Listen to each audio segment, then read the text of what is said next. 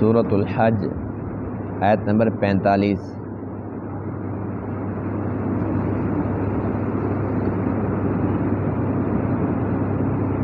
اعوذ باللہ من الشیطان الرجیم،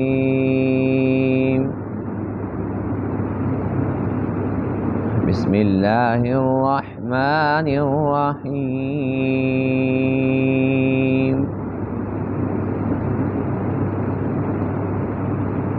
أفلم يسيروا في الأرض فتكون لهم قلوب يعقلون بها أو آذان يسمعون بها فإنها لا تعمى الأبصار ولكن تعمى القلوب التي في الصدور ويستعجلونك بالعذاب ولن يخلف الله وعده وَإِنَّ يَوْمًا عِندَ رَبِّكَ كَأَلْفِ سَنَةٍ مِّمَّا تَعُدُّونَ وَكَأَيٍّ مِّن قَرْيَةٍ أَمْلَيْتُ لَهَا وَهِيَ ظَالِمَةٌ ثُمَّ أَخَذْتُهَا وَإِلَيَّ الْمَصِيرُ قل يا أيها الناس إنما أنا لكم نذير مبين فالذين آمنوا وعملوا الصالحات لهم مغفرة ورزق كريم والذين سعوا في آياتنا معاجزين أولئك أصحاب الجحيم صدق اللہ العظیم۔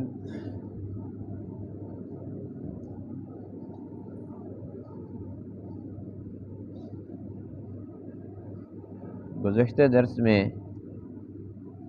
حضور علیہ الصلاۃ کے لیے تسلی کا مضمون تھا وَإِن يُكَذِّبُوكَ فَقَدْ كَذَّبَتْ قَبْلَهُمْ قَوْمُ نُوحٍ وَعَادٌ وَثَمُودَ، کہ اگر یہ لوگ حضور علیہ الصلاۃ کو جھٹلاتے ہیں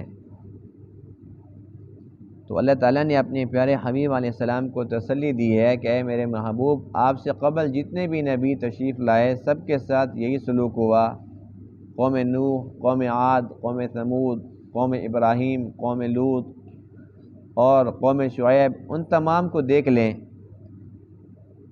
ہر دور کے اندر ایسے لوگ رہے ہیں۔ جس طریقے سے پہلے پیغمبروں نے ان تکالیف پر صبر کیا، آپ بھی صبر کیجئے۔ اللہ فرماتے ہیں کہ ہم ایسے لوگوں کو مہلت ضرور دیتے ہیں لیکن بالآخر انہیں اپنی گرفت میں بھی لیتے ہیں۔ آج کے درس میں آیت کریمہ کے اندر ایسے لوگوں کی مذمت ہے جن کے بارے میں اللہ فرماتے ہیں کہ ہم نے انہیں آنکھیں دی، کان دیے، دل دیا، الغرض یہ سب چیزیں دی، اگر وہ اللہ تعالیٰ کی ان نعمتوں کو صحیح استعمال کرتے، حق کو دیکھتے، حق کو سنتے، حق کو سمجھنے کی کوشش کرتے تو کبھی بھی ایسی حرکتیں نہ کرتے۔ فرمایا کہ یہ ایسے لوگ ہیں کہ آنکھوں کے ہوتے ہوئے بھی اندھے ہیں، اس لیے کہ آنکھیں تو ٹھیک ہیں لیکن دل کے اندھے ہیں، اور جو دل کا اندھا ہوتا ہے اسے حق بات کہاں سمجھ آ سکتی ہے۔ یہ ایسے بدنصیب اور بدبخت ہیں، ایک تو اللہ تعالیٰ کی وحدانیت کے منکر ہیں، حضور خاتم النبیین علیہ السلام کی رسالت کے منکر ہیں، پھر اس کے ساتھ ساتھ اتنے ڈھیٹ ہیں کہ جس اللہ کے عذاب سے ان کو ڈرایا جاتا ہے یہ اس عذاب کو خود طلب کرتے ہیں اور اس میں بھی جلد بازی، کہتے ہیں کہ جی بس ٹھیک ہے ہم نہیں مانتے، آپ جو کہتے ہو کہ تم نہیں مانو کہ اللہ کا عذاب آ جائے گا تو لے آؤ اللہ کا عذاب، یعنی اللہ سے اللہ کا عذاب مانگتے ہیں۔ اللہ فرماتے ہیں کہ میں ایسے لوگوں کو مہلت دیتا ہوں، لیکن بالآخر یہ خود جب عذاب مانگتے ہیں تو ہم ان کے اوپر عذاب مسلط کر دیتے ہیں۔ پھر اللہ تعالیٰ نے اپنے پیارے حبیب علیہ السلام کو تسلی دی اور ارشاد فرمایا کہ بس آپ ان کے سامنے اعلان فرما دیجئے کہ میرا کام ہے اللہ تعالیٰ کا پیغام پہنچانا، میں تمہیں اللہ تعالیٰ کے عذابوں سے ڈرانے کے لیے آیا ہوں، باقی تمہاری مرضی کی بات ہے، اگر میری بات مان لو گے، ایمان لے آؤ گے اور نیک اعمال کر لو گے، اللہ تعالیٰ کی طرف سے مغفرت ملے گی، دنیا آخرت کی عزت نصیب ہوگی، اور اگر میری باتیں نہیں مانو گے اور اللہ تعالیٰ کی آیات کا مقابلہ کرنے کی کوشش کرو گے تو یاد رکھو پھر اللہ تعالیٰ نے جہنم تمہارے ہی جیسے لوگوں کے لیے بنائی ہے۔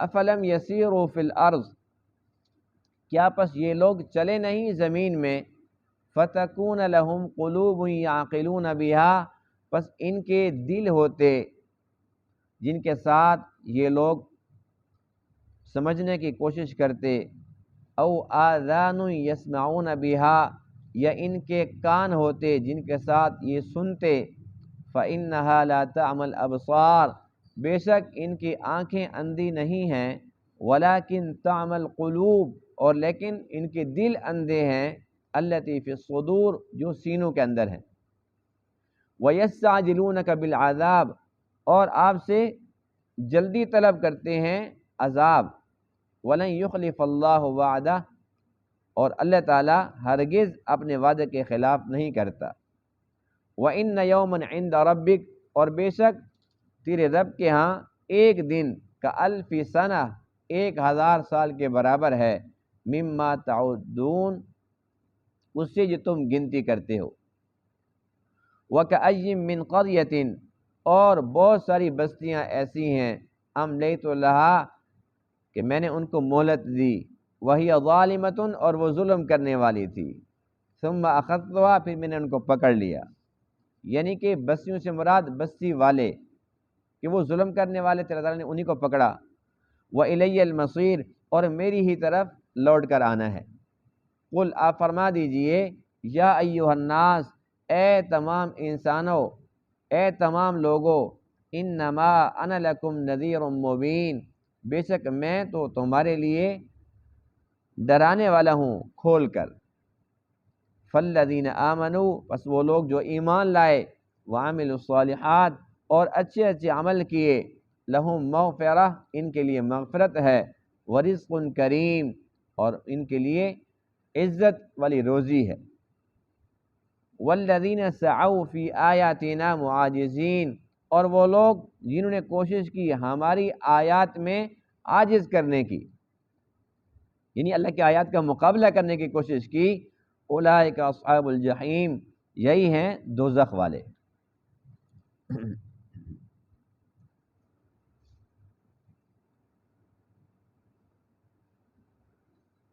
اللہ تعالیٰ نے انسان کو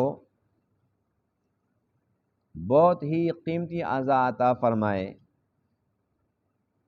کان عطا فرمائے، آنکھیں عطا فرمائی، دل و دماغ عطا فرمایا،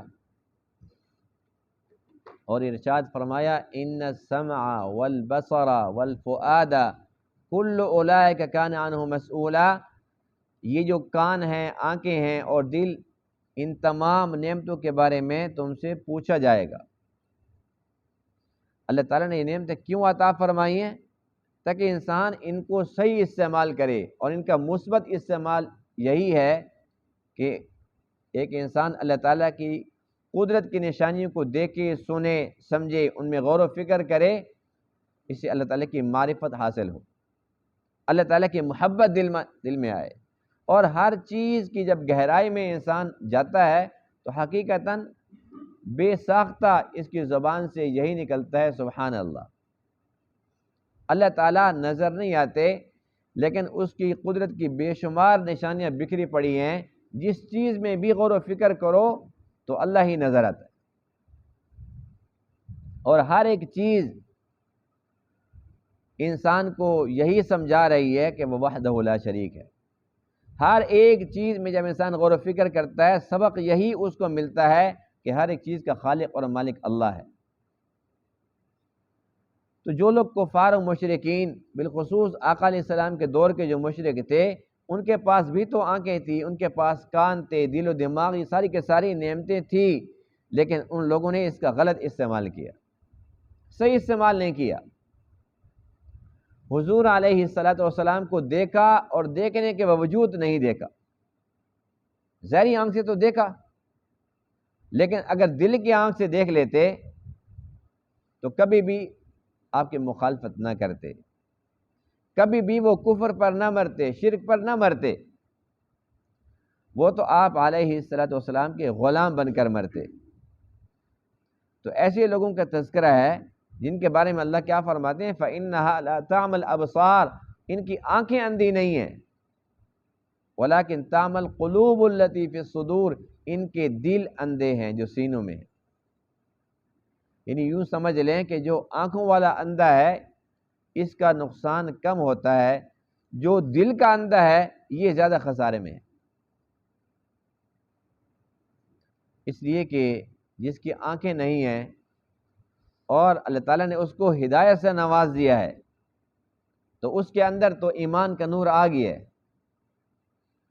یہ تو صرف اور صرف ایک آزمائش پر پھر رہا ہے۔ اللہ تعالیٰ چاہتے اس کو آنکھیں بھی عطا فرما دیتے۔ اللہ تعالیٰ سے بندے سے امتحان لینا چاہتا ہے کہ میرا بندہ اس تکلیف پر صبر کرتا ہے یا نہیں کرتا۔ اور حدیث پاک میں ہے کہ اللہ فرماتے ہیں کہ میں نے جس بندے سے یہ دونوں آنکھیں لے لی اور اس نے صبر کا مظاہرہ کیا، قیامت کے دن جب وہ مجھے ملے گا تو جب تک وہ راضی نہیں ہوگا میں اس کو دیتا رہوں گا، جب تک وہ نہیں راضی ہوگا۔ جو وہ کہے گا، جس بات پر وہ راضی ہوگا، اللہ فرماتا ہے کہ میں اس کو راضی کروں گا۔ کہ دنیا کے اندر سے تکلیف کاٹی ہے۔ اور ایسے لوگ جن کی ظاہری آنکھیں نہیں ہوتی، اللہ تعالیٰ نے ان کو بھی ناقص پیدا نہیں فرمایا،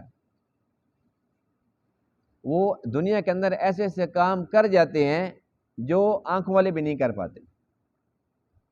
اور اللہ تعالیٰ نے اگر دو آنکھیں لی ہیں تو اس کے بدلے کے اندر ان کا دماغ ان کو اور تیز دے دیا۔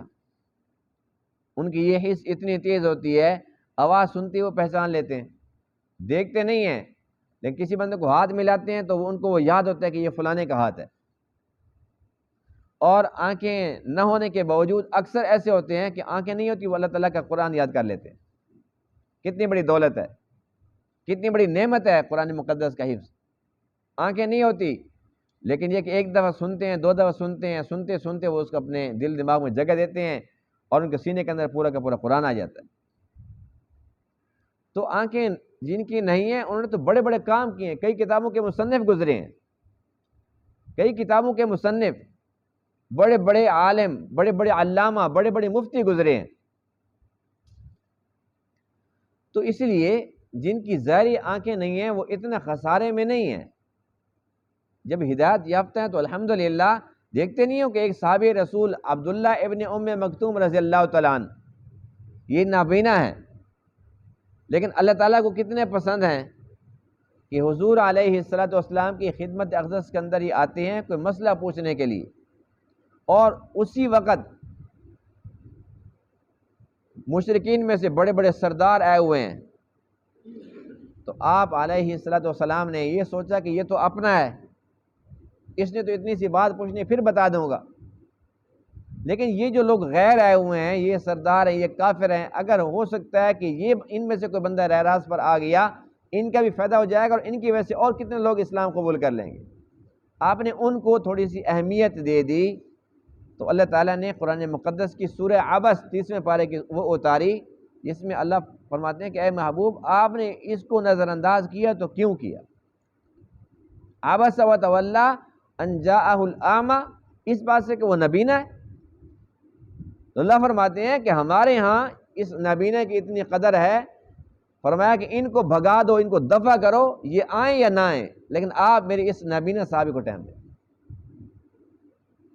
اور حضور علیہ السلام نے اس نبینا صحابی کو پتہ کیا پروٹوکول دیے؟ جب آپ سفر پر تشریف لے کے جا رہے تھے تو آپ نے مدینہ طیبہ کے اندر فرمایا کہ میرا نائب، یہ عبداللہ ابن ام مکتوم ہے، اپنا نائب بنا دیا۔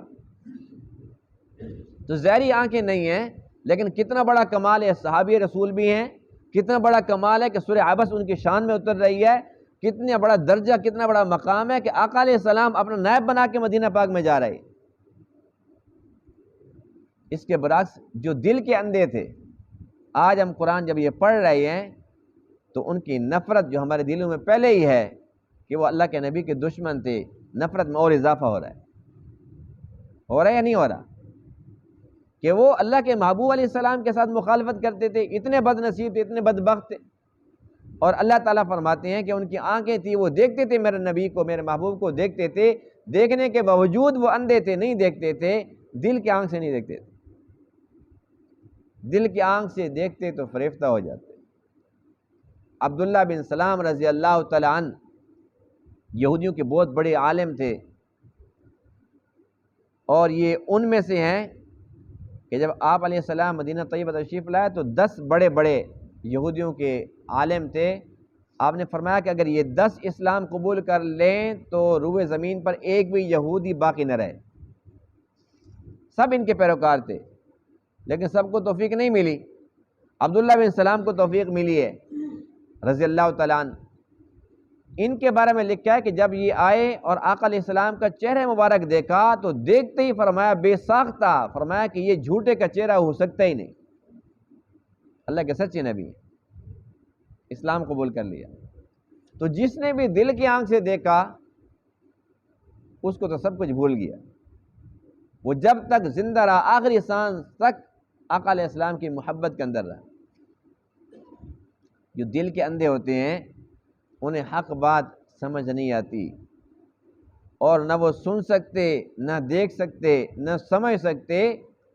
جب ان لوگوں نے اللہ کا در چھوڑا اور اللہ کے نبی کی مخالفت کی، پھر اللہ فرماتے ہیں کہ بطور سزا بل طبع اللہ علیہ بکفرہم، ہم ان کے اوپر مہریں لگا دیتے ہیں ان کے کفر کی وجہ سے۔ ختم اللہ علی قلوبہم وعلی سمعہم وعلی ابصارہم غشاوہ وَلَهُمْ عَذَابٌ عَظِيمٌ۔ اللہ فرماتے ہیں کہ ان کے دلوں پر، ان کے کانوں پر ہم مہر لگا دیتے ہیں اور آنکھوں پر ہم پردہ ڈال دیتے ہیں، کہتے ہیں اس کی آنکھوں پر پٹی بندھی ہوئی ہے۔ تو اللہ فرماتے ہیں کہ جو حق کو چھوڑتا ہے، حق سے منہ موڑتا ہے، اعراض کرتا ہے، ہم دنیا کے اندر اس کو یہ سزا دیتے ہیں کہ ہم اس کو ہدایت سے محروم کر دیتے ہیں، جو ہدایت کے راستے ہم اس کے لیے بند کر دیتے ہیں۔ جب اس کو ضرورت نہیں ہے تو ہمیں کیا ضرورت ہے؟ اللہ فرماتے ہیں جس کو ہماری ضرورت ہے ہمیں بھی اس کی ضرورت ہے۔ جو ہمارے سامنے بے نیازی دکھاتا ہے، بے طلب ہے، تو ہمیں اس کی کوئی پرواہ نہیں۔ نولہ ما تولی ونصلہ جہنم، جو جہاں جانا چاہتا ہے ہم اس کو اسی طرح پھیر دیتے ہیں، ایسے بندوں کو ہم جہنم کے اندر داخل کر دیتے ہیں۔ ایک تو یہ لوگ ناحق تھے، حق پر نہیں تھے، اللہ کے رسول کی مخالفت کرتے تھے، اور پھر ساتھ ڈھیٹ اتنے تھے وَيَسْتَعْجِلُونَكَ بِالْعَذَابِ، کہتے تھے عذاب لے آؤ۔ عذاب کب آئے گا؟ دنیا کے اندر ایسے ایسے بدبخت لوگ بھی گزرے ہیں جن کے بارے میں قرآن کہتا ہے، اپنے منہ سے یوں کہا فَأَمْطِرْ عَلَيْنَا حِجَارَةً مِّنَ السَّمَاءِ أَوْ ائْتِنَا بِعَذَابٍ أَلِيمٍ، کہ وہ جو آپ کہہ رہے تھے کہ اللہ تعالیٰ پتھروں کی بارش برسا سکتا ہے تو لے آؤ، ہم انتظار کر رہے ہیں، یا اور کوئی دردناک عذاب ہے تو لے آؤ۔ اور کچھ کہنے لگے فَأَسْقِطْ عَلَيْنَا كِسَفًا مِّنَ السَّمَاءِ، آسمان کا ایک ٹکڑا ہمارے پر گرا دو، ان كُنتَ مِنَ الصَّادِقِينَ، اگر تم سچے ہو۔ نعوذ باللہ، اللہ کے نبی ڈرا رہے ہیں، یہ کہتے ہیں تم سچے ہو تو لے آؤ نا عذاب، کیوں نہیں آ رہا؟ اللہ کو کہو آسمان کا ٹکڑا ہمارے پر گرا دے۔ اللہ تعالیٰ سے خیر مانگنی چاہیے۔ جب انسان اتنا ڈھیٹ ہو جاتا ہے اور اتنا نڈر ہو جاتا ہے کہ اللہ تعالیٰ سے اللہ کا عذاب مانگنا شروع ہو جاتا ہے، تو اللہ فرماتے ہیں کوئی بات نہیں، اگر تم عذاب ہی مانگتے ہو تو عذاب دے دیں گے۔ أَمْلَيْتُ لَهَا وَهِيَ ظَالِمَةٌ ثُمَّ أَخَذْتُهَا، مہلت دیتے ہیں لیکن بالآخر وقت ختم ہو جاتا ہے، مہلت گزر جاتی ہے، پھر پکڑ بھی لیتے ہیں ایسے بندوں کو، اپنی گرفت میں بھی لے لیتے ہیں۔ پہلی امتیں تباہ ہوئی ہیں کہ نہیں ہوئی؟ جو عذاب مانگتے تھے اللہ کا عذاب آیا کہ نہیں آیا؟ طوفان بھی آیا، پتھروں کی بارش بھی ہوئی، اور اس کے ساتھ ساتھ زلزلے کے اور فرشتوں کی چیخ، یہ بھی عذاب کی شکل تھی۔ ہوا تیز ہوئی قوم عاد پر، یعنی کہ اللہ تعالیٰ نے مختلف شکلوں کے اندر عذاب بھیجے۔ تو یہ سارے کے سارے واقعات اس امت کو سنانے کا مقصد کیا ہے کہ پہلی امتوں نے جو غلطیاں کی ہیں تم نہ کرنا۔ ان لوگوں نے ایسی غلطیاں کی کہ اللہ کے عذاب کے مستحق ٹھہرے، تم خیال کرنا ایسے کام ہرگز نہ کرنا، ورنہ اللہ بھی وہی ہے، اللہ کی طاقت بھی وہی ہے، اللہ کے فیصلے بھی وہی ہیں۔ انسان کو چاہیے کہ ہمیشہ اللہ تعالیٰ سے ڈرتا رہے اور اللہ تعالیٰ سے اس کا فضل مانگے، اس کے بغیر گزارا نہیں ہے۔ اللہ کے ساتھ کون مقابلہ کر سکتا ہے؟ اللہ فرماتے ہیں میرے محبوب آپ تمام لوگوں کو میرا پیغام پہنچا دو۔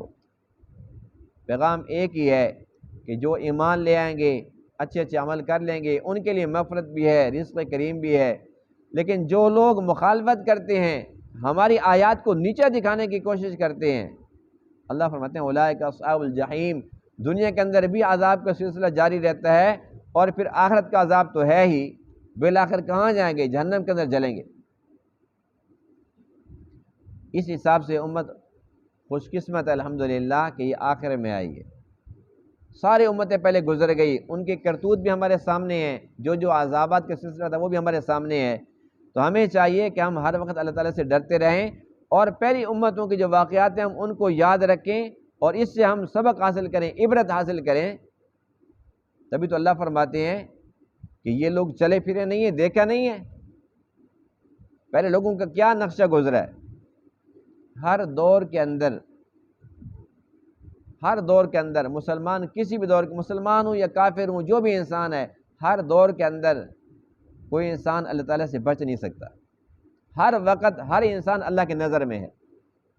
اللہ تعالیٰ جب چاہے جس کو چاہے پکڑ لے، اور جس شکل میں چاہے، جس رنگ میں چاہے پکڑ لے۔